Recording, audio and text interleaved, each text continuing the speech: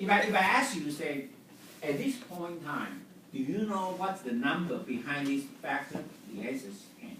But if you cannot so sure, you say, I'm not sure it's 10, then you are lost. Then you cannot read the code. Okay? If you say, I think the factor is 5, then you are wrong. Again, you cannot trace the code anymore. No? You are wrong now. Okay? So, but how do I know? The answer is the 10. Because someone just passed in 10 to that one here. Okay? Some of you are still struggling, don't know the relationship between this one and that one. So let me go ahead and draw a picture one more time for you. I'm calling this method. I'm passing in 2 arguments. This argument going to be transmit over there, and this second argument going to be transmitted there. So the 10 going to be stored inside this box called a factor. This array, which being going to be stored into this one. So the same array, the array already got the data in. In this end, it's called number. But once you are coming to this method, it's no longer called the number, called the value now. So the name has been changed. That everybody makes sense to you? Okay, the number has, the name has been changed. You know. But they are point to the same thing here. Okay, the point to the point to the same thing here. Okay, you know, just like when you go to a different country, you're going to come out. You like to have a local name, right? Okay. So when you are in Japan, here you are called John. Okay. When you go to Japan, you want to call a Japan name that's something like Yamada-san, right? Something like that, right? But is that the same? Is Yamada and John, are they the same people? Yeah, it's just a different name. So it doesn't matter. So same thing here. The same array, it just got different name. And some of you say, you know what? I don't like to have a different. I still want to call it a number. Same name across the entire. That's okay, but I don't recommend that because sometimes it's good to have a different name so you can have a control here. If you have the same name, when you have a problem with a number, are you talking about 9, 12, or you are talking about this 9? So it's confused. You don't know which one. Okay, but in your mind, you have to understand. Both of them are pointing to the same structure.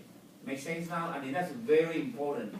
You want to 100% sure what I'm talking about. Everybody okay now? Yeah. So what you're saying is that when I'm using an array to call another array, rename. Pass it. Rename it. Okay. Okay. Everybody understand now? Okay. It's very important. Well, I end up with a lot of errors, right? No. If you same name, it's okay, but I'm talking about readability. I usually don't like to use the same name here. And usually I will, instead of call p value, I will use a p underscore value to tell me this is a parameter. Oh. That kind of give me a hint, okay? Okay, now, and what we're going to do inside this loop, we're going to go through each item again now. So let's say I have a 2, 3, 4, 5 here, data.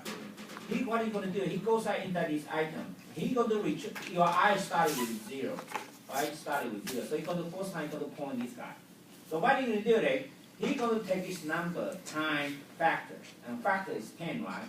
So 2 times 10 is what? 20. And he's going to override this 2 with 20. That's what he's trying to do. Make sense? And he keep going, go to the next mark. Override this one with 30. 3 times 10 is 30. Make sense now? That's what he's trying to do now.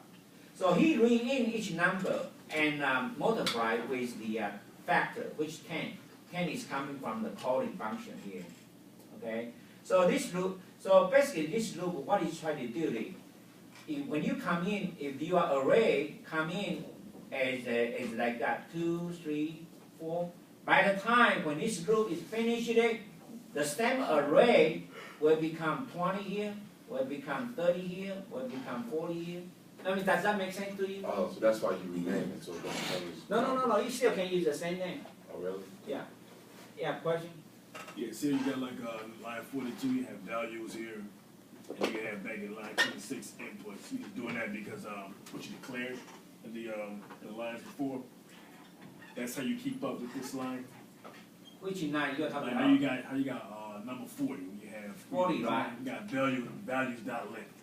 Yeah. And up on line 26, you got inputs dot link. You're just doing that because of what you declared the line before, right?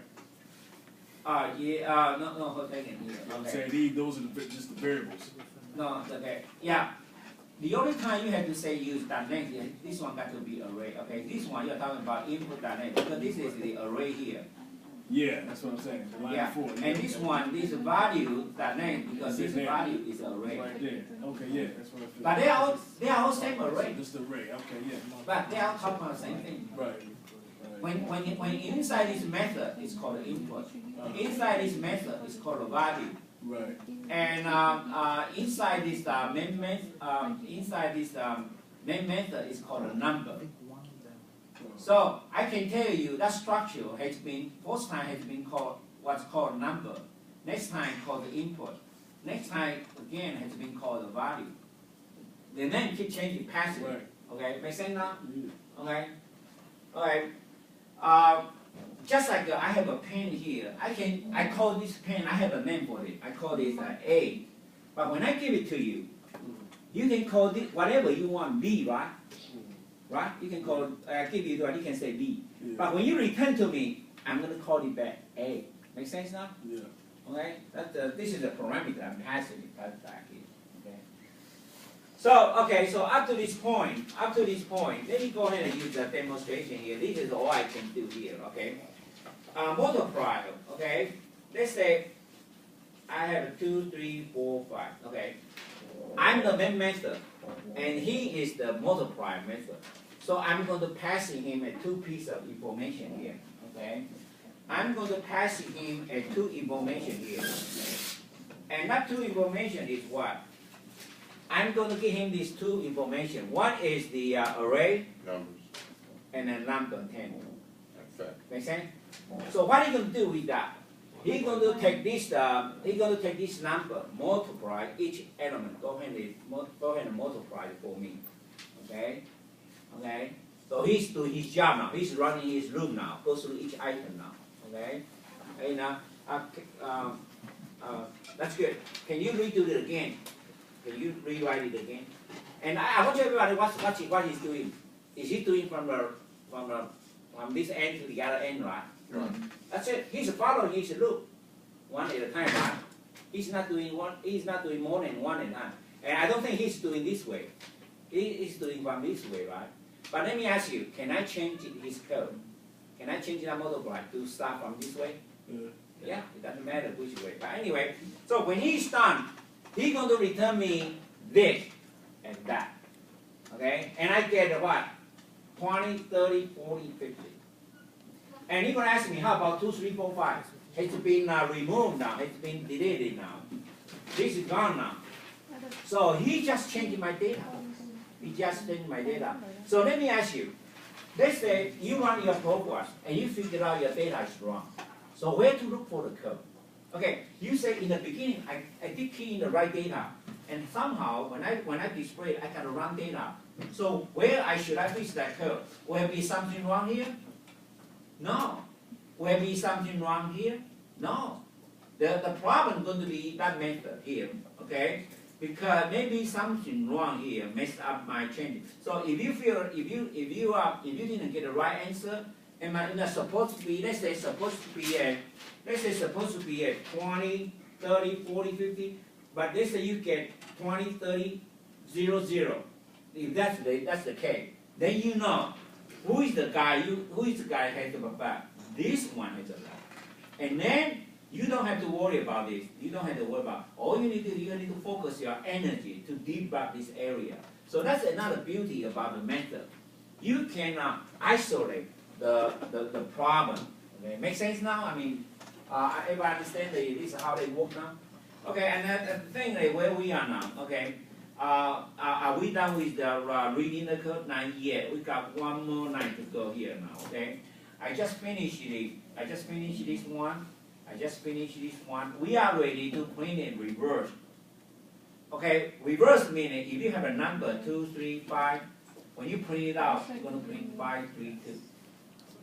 Okay, So let's go ahead and jump, okay? So I have to jump to this method again. So we have to change our line from 913 all the way to go to we're gonna go to come here.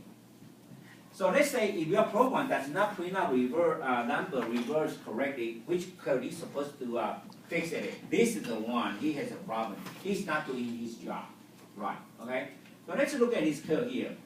And you can see here, when you try to print out a number reversely, okay, let's look at this example here. Okay, if you want to print out number reversely, that means from the right to the left, right? So you have to start it with this box. And you can see, look at the code right now. Did you see that his initial value is the 1, like that? I just mentioned it, right? And you see he used the equal sign here. That will answer your question. If you don't put an equal sign, you will never see this box. You only see 3 numbers, you will not see this box. Okay? And you see, you say minus, minus. So that's another good way. If you want to do from the right to left, this is the for loop you're going to use. If you want to do from the left to right, this is the for loop you're going to use. This kind of loop you're going to use. Okay, make sense now? So right now, what we're going to do is, okay, I'm going to ask you